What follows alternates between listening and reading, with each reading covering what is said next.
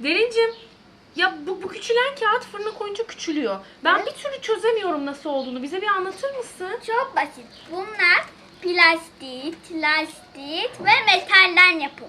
Bunlar sıcakta eriyebildiğinden, yapışabildiğinden bu daha da küçülüyor. Küçülüyor ve küçük bir kağıt haline geliyor. Aynı anda sertleşiyor da.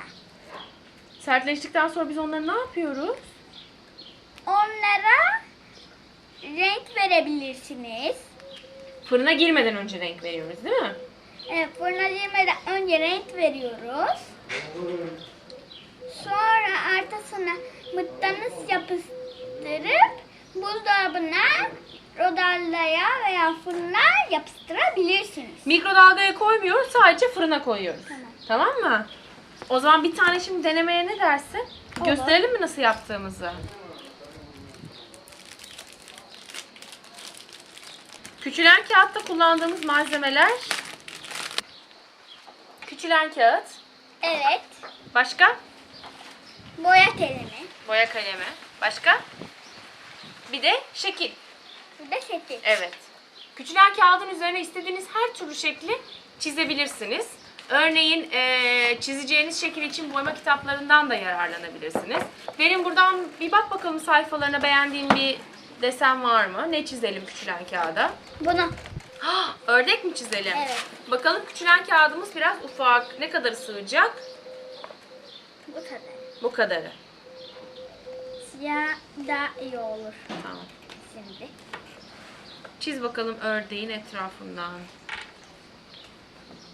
Küçülen kağıdı kullanırken dikkat etmemiz gereken çok önemli bir nokta var. Birincisi, kağıdın mat yüzeyine çiziyoruz. Yani parlak tarafı altta kalacak şekilde boyamamızı mat yüzeyin üzerine yapıyoruz. Ve şekilleri olabildiğince büyük çiziyoruz. Çünkü şekiller sonunda 7 kat küçüleceğinden çok ufak bir şekil çizersek fırından çok küçük çıkarlar. Değil mi? Asetatlı bir kalemle etrafından çiziyoruz önce. Kontur şeklinde. Bu şekilde kontürümüzü yaptık. Şimdi derin bunun içini boyayacağız. Evet. Değil mi? Ne renk istiyorsun? Bunlarla mı boyadın? Hayır, kuru kalemlerle boyayacağız. Bunları kontür yapmak için. Asetatlı kalemleri her zaman kontür yapmak için kullanıyoruz. Şimdi de kuru boyalarla Renk. ördeğini boyayacak. Ne renk istiyorsun? Oo, yeşil. Yeşil gagalı bir ördek.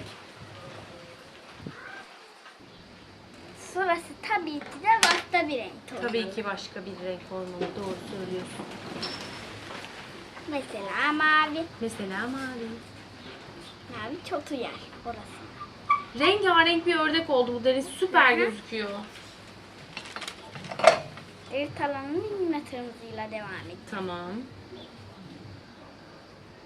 Oldu, bitti. Bakın. Süper. Şimdi bunun kenarlarından keseceğiz. Evet. Ve kestikten sonra da Fırına vereceğiz. Evet derin, boyamayı bitirdik. Şimdi Su çizgilerle mi? kenarlarından keseceğiz. Kes bakalım. İstersen böyle de kalabilir.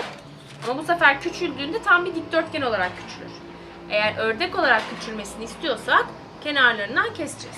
Tamam. Ördek mı? olarak Küçülsün. daha güzel oluyor. Tamam. Değil mi? Aynen öyle.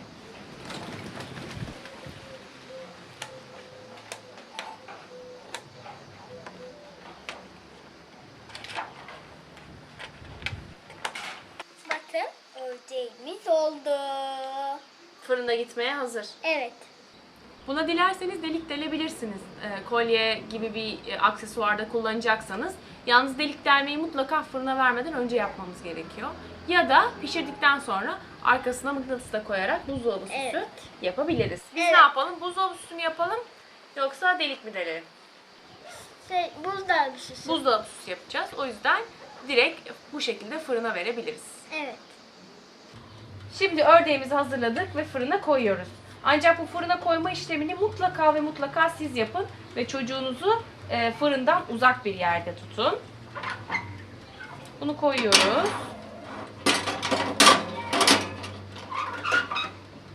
Şimdi birazdan küçülme işlemi başlayacak.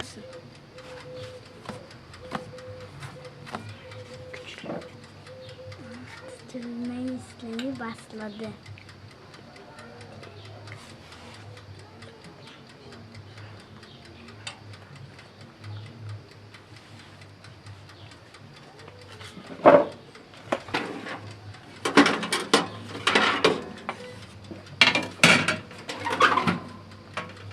Bu aşamada üzerine sert bir cisim koyarak iyice düzleşmesini sağlayabilirsiniz.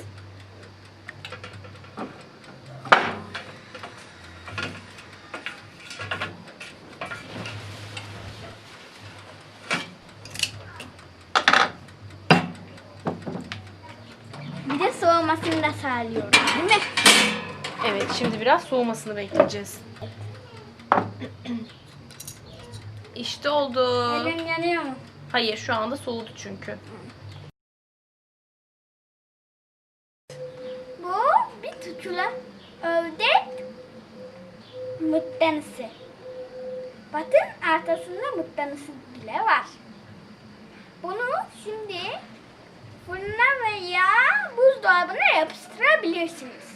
Ama en iyisi buzdolabı. Bakın. Nasıl yaptın sen bunu? Bir baştan anlat bakalım kısaca. Önce resim defterinden bir şey seçtik.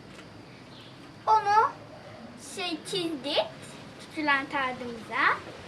Sonra tuşları çizdik, boyadık, fırına verdik, silikon tabancasıyla silikonu sıktık ve buna mıknatısını yapıştırdık. Bu sayede mıknatıs haline geldi. Artık bunu fırına veya buzdolabına orada yapışabilecek nasıl metal alet varsa